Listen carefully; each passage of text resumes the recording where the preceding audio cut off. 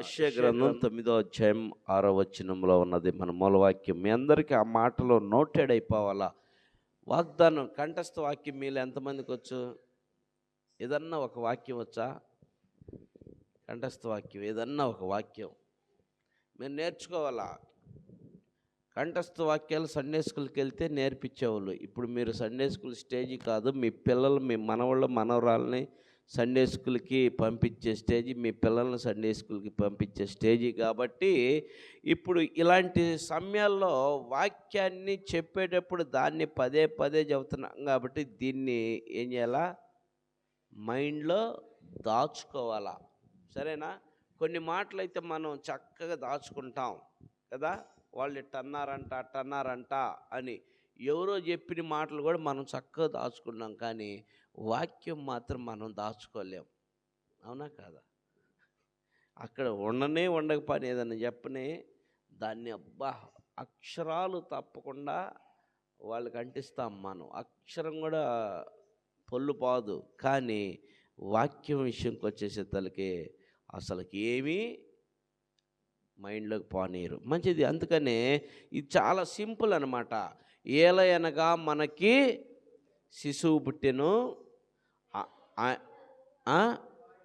ఆయన భుజం మీద రాజ్యభారమును, ఆశ్చర్యకరుడు, ఆలోచనకర్త, బలవంతుడైనటువంటి దేవుడు, నిత్యుడైనటువంటి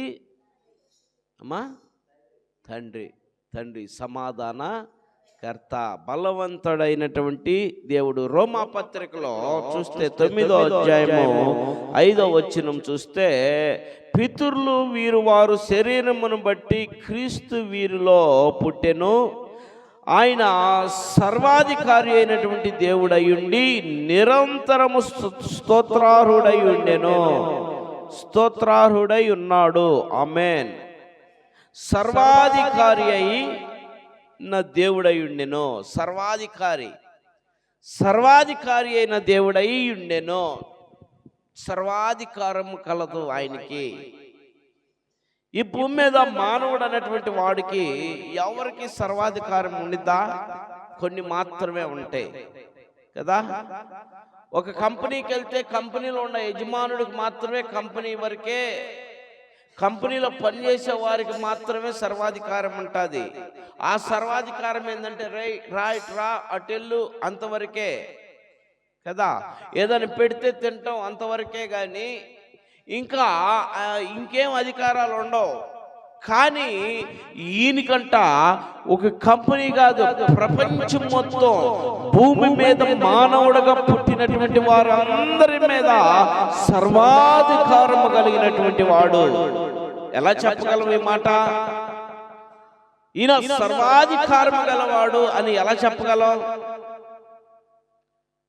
ఈ మాట?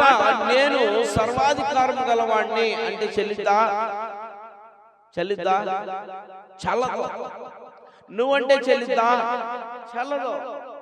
ఎందుకంటే కారణాలు ఉన్నాయి, మనమేమి చేయలేం, కారణాలు ఉన్నాయి. కానీ ఈయన సర్వాధికారం గలవాడని చెల్లుబాటు అవుతుంది. ఎవరంట? ప్రభువైన యేసుక్రీస్తు. హల్లెలూయా. సర్వాధికారం ఎలా ఉన్నది దీనికి అంటే, మనం సువార్తలో చూసుకుంటే ఆయన ఒక ఎదవరాలు ఏం చేసిందంటే ఏడుస్తూ ఉంది. ఆయన సువార్త ప్రకటించడానికి ఒక గ్రామంలో ఆయన ప్రవేశించి సువార్తను తెలియపరుస్తూ, ఆయన అనేక మందికి స్వస్థత కలిగిస్తూ, అనేక మందికి ఆయన గురించి తెలియపరుచుకుంటూ, ఆయన ఒక మాట చెప్పాలంటే సువార్త ప్రకటిస్తూ వెళ్తూ ఉన్న సమయంలో ఒక ఎదవరాలు ఏడుస్తూ ఉంది. ఏడుపులేని వినపడుతున్నాయి. ఏంటమ్మా, ఏంటి ఏడుస్తుందా అని అడిగాడు పక్కన వాళ్ళని. అయ్యా ఆమెకి ఒక్క కుమారుడయ్యా, ఇంకెవరు లేరయ్యా, ఆమెకు తోడు, పాపం ఒక కుమారుడయ్యా, చచ్చిపోడయ్యా అయ్యా, అందుకే ఏడుస్తుందయ్యా, మేమేమి చేయలేం కదయ్యా. మనం ఏం చేయగలుగుతాం? చచ్చిపోయిన వాళ్ళ దగ్గరికి వెళ్తే ఏమైనా చేయగలమా అమ్మా? మన సీన్ చనిపోయాడు, హాస్పిటల్లోనే ఏం చేయలేకపోయాం. ఇంకేడేం చేస్తాం?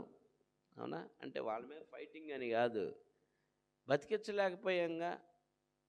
ఏడకొచ్చినాక వాళ్ళందరూ అసలు అక్కడ దింపుడు కల్లారు కాడ వాళ్ళు దించినాక వాళ్ళ అబ్బాయి పొడ్డోడు పిలుస్తుంటే వీళ్ళందరూ కుర్రోళ్ళు పాపం కళ్ళ నీళ్ళు కారిపోయినాయి. వీళ్ళకి అందరూ ఏడుతున్నారు.